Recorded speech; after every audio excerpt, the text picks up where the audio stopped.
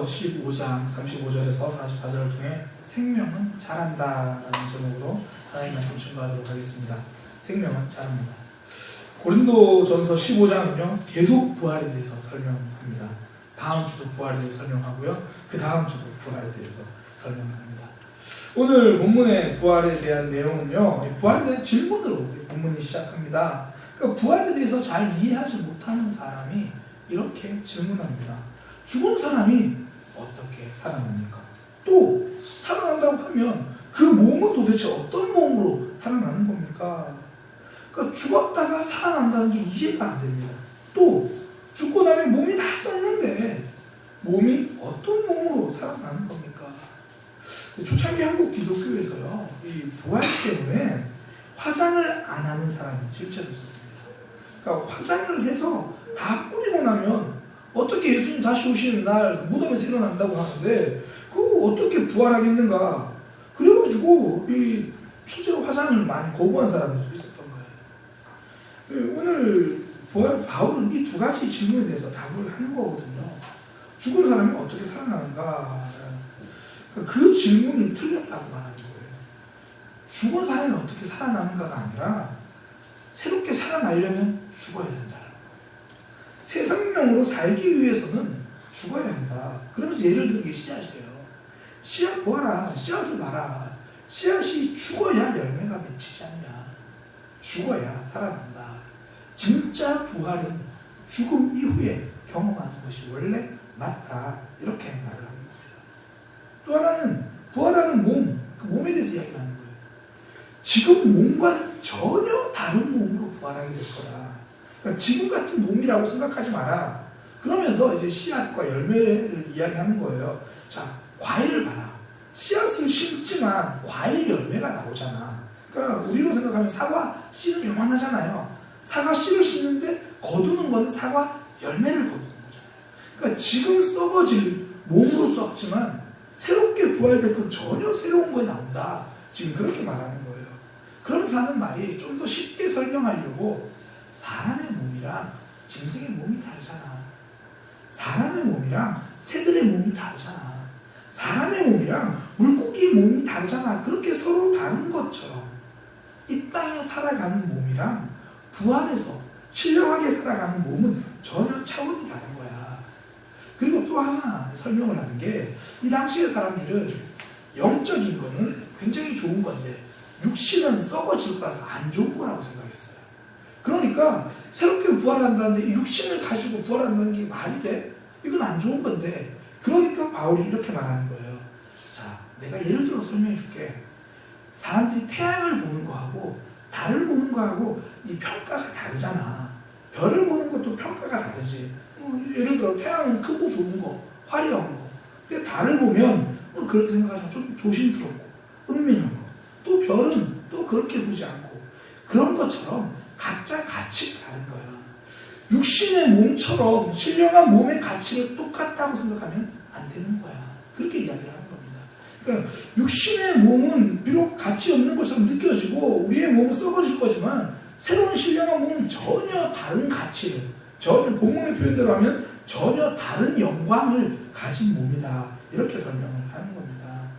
정리하면요, 성도는 부활한다라는 거죠. 영생을 가진 존재입니다. 근데 그 부활을 위해서는 죽음이 필요하다는 거죠.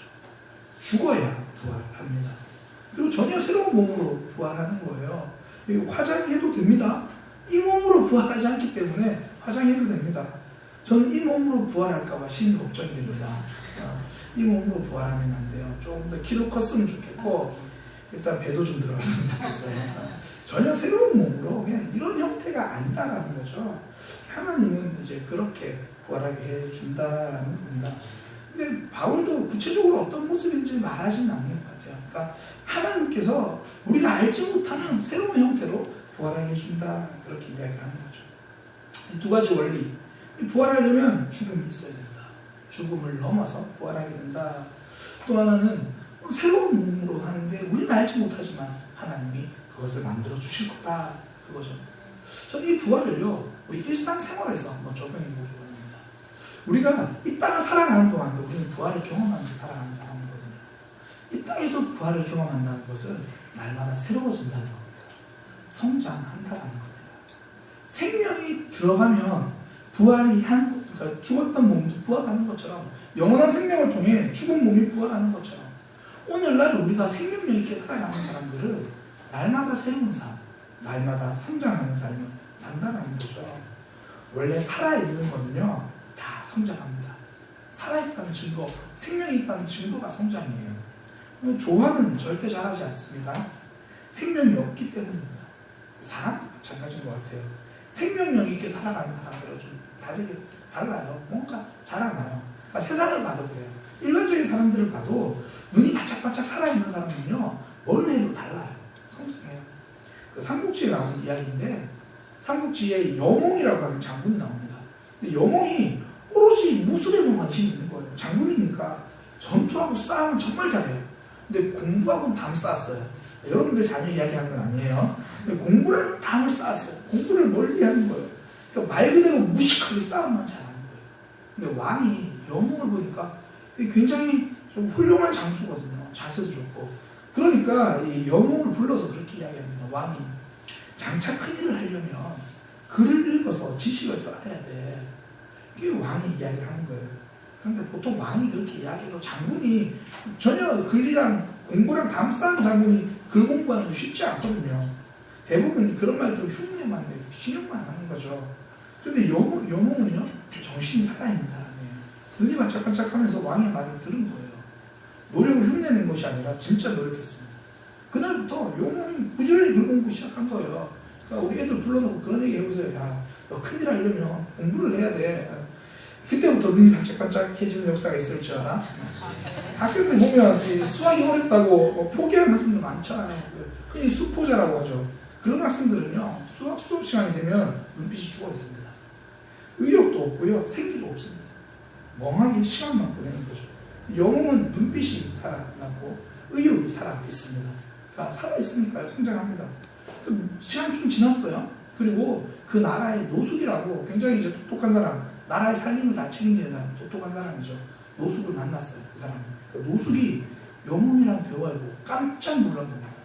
야, 너 같은 사람 맞냐? 어떻게 이렇게 달라질 수 있냐?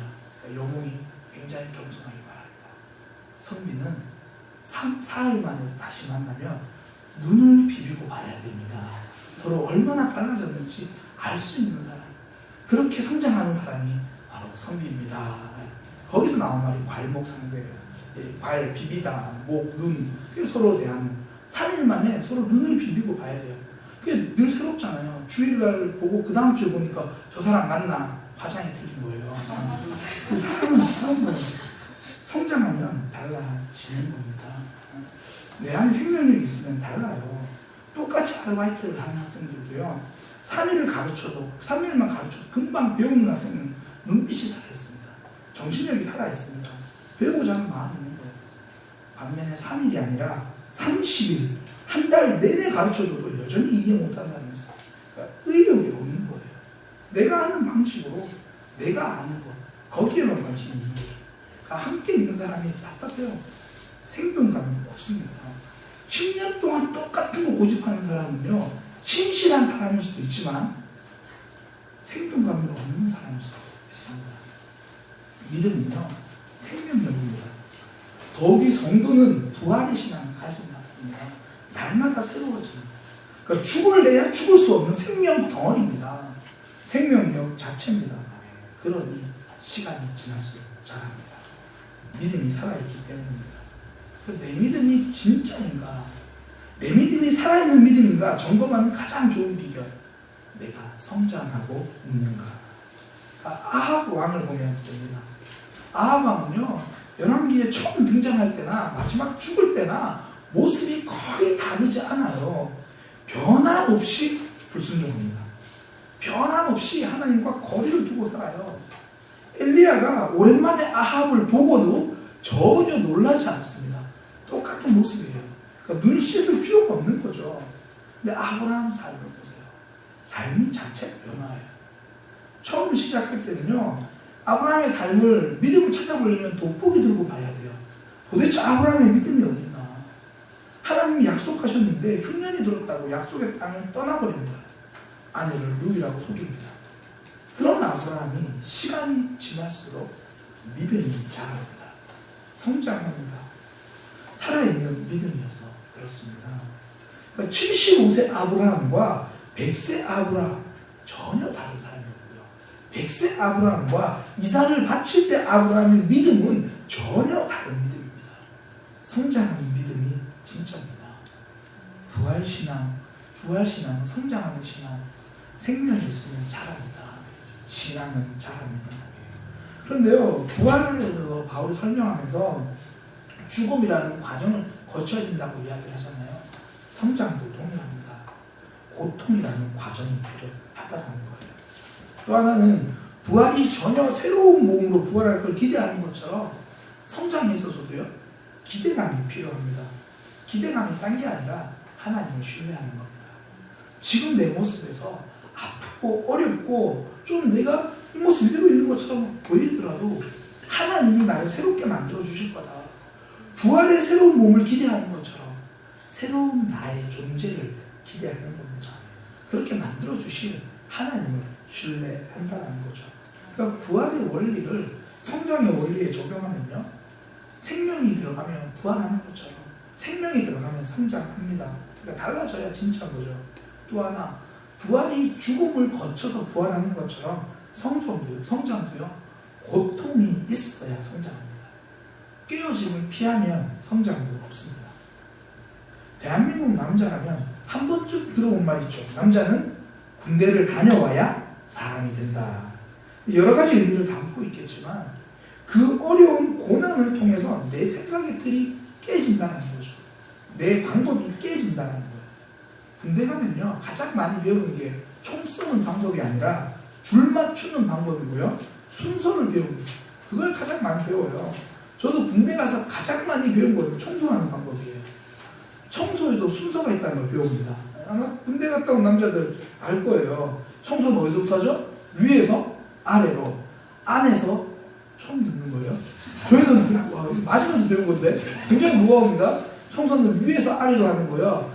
안에서 밖으로 하는 겁니다. 보이지 않는 곳에서 보이는 곳으로 청소를 하라고 순서부터 배워요. 청소 하나도요, 내 방법대로, 내 마음대로 하지 못합니다. 다 방법이 있는 거예요. 군대 가면 화장실 청소도요, 다 순서가 있습니다. 물 뿌리는 단계가 있습니다. 빗자루로 물을 쓸어내는 그런 단계가 있습니다.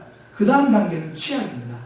치약을 가지고 바다, 변기, 곳곳에 치약을 뿌려요. 그러면 그 다음 사람이 치약으로 딱 처음 들어보시는 것처럼 오히려 남자분들 그런 표정 지으시면 안 돼요. 지금 닦아요. 그리고 다시 한번 물을 뿌려요. 마지막 단계는 손걸레입니다. 손걸레를 가지고 물기를 하나하나 다 제거합니다. 어느 정도로 물을 안 뿌렸던 것처럼 그렇게 딱 만들고 검사를 받습니다.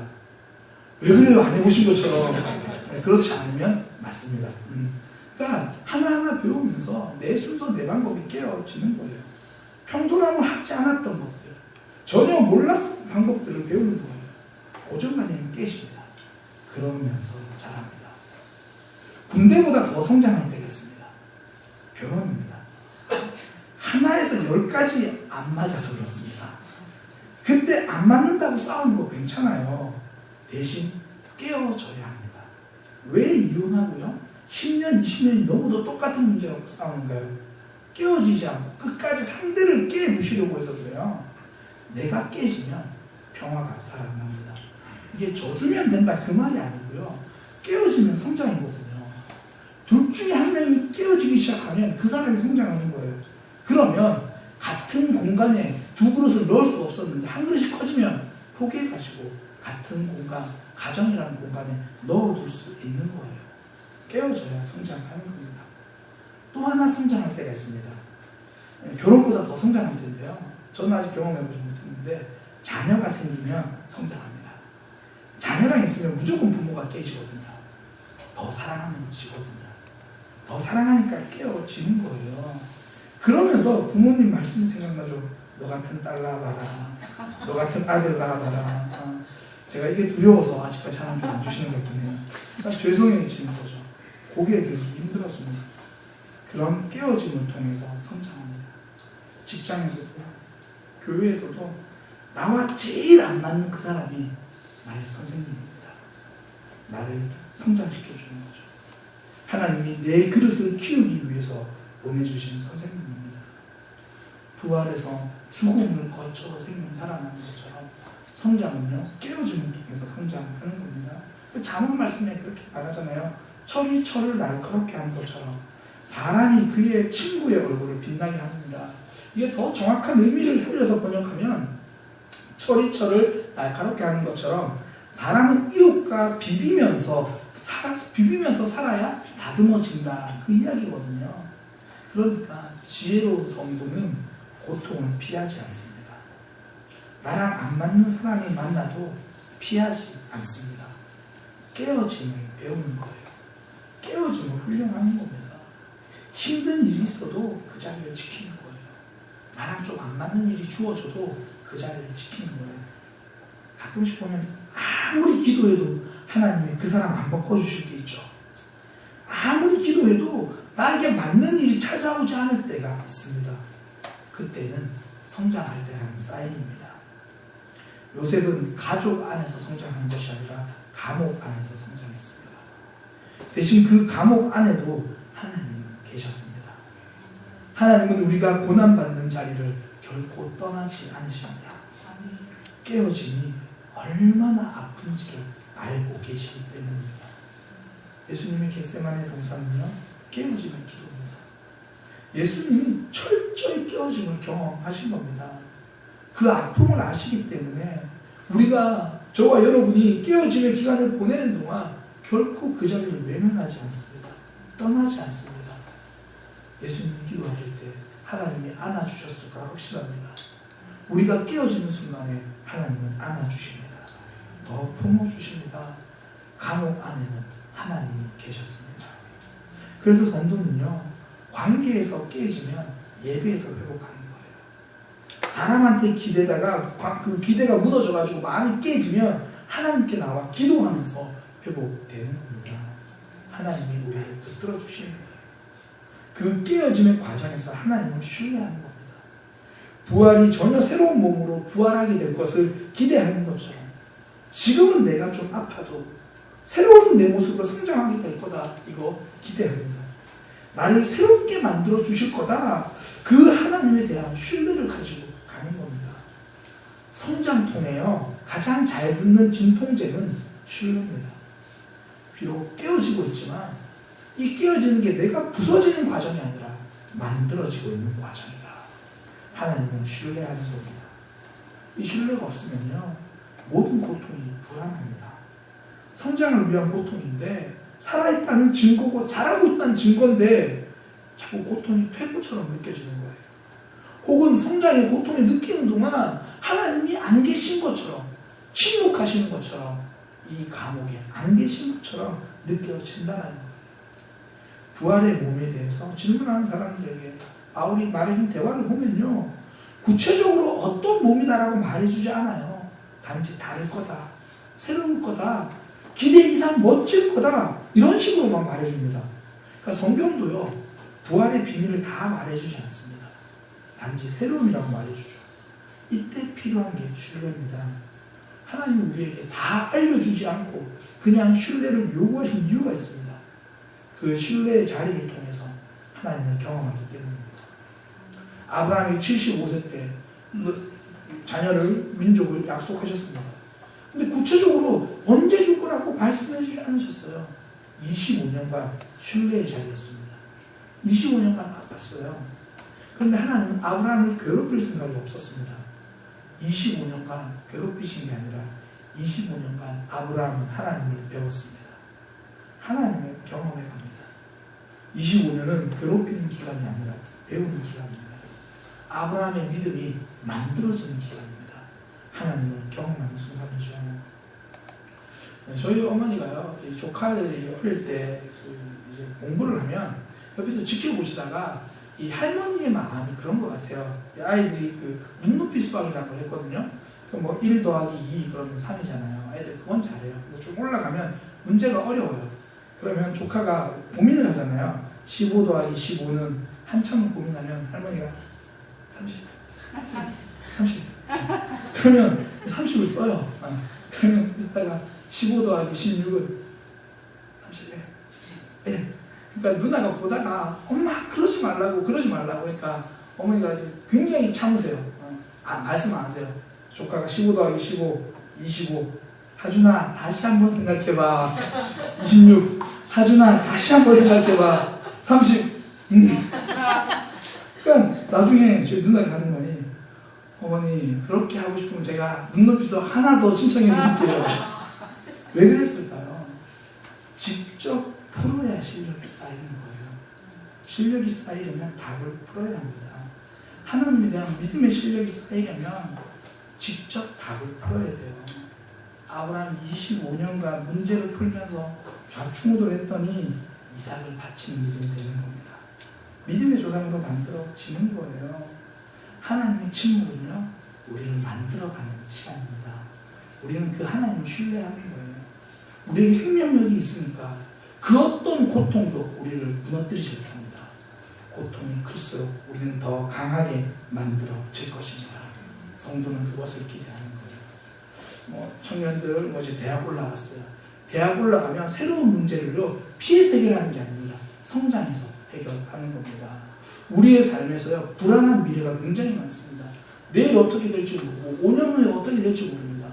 그 문제를 피해서 해결하는 게 아니고 잘 준비해서 해결하는 게 아니라 성장해서 해결하는 겁니다. 하나님이 나를 만들어 가실 거다. 그 신뢰를 가지고 이겨내는 겁니다. 오늘 기도하실 때 하나님을 신뢰할 수 있는 마음을 달라고 굳게 기도하시길 바랍니다.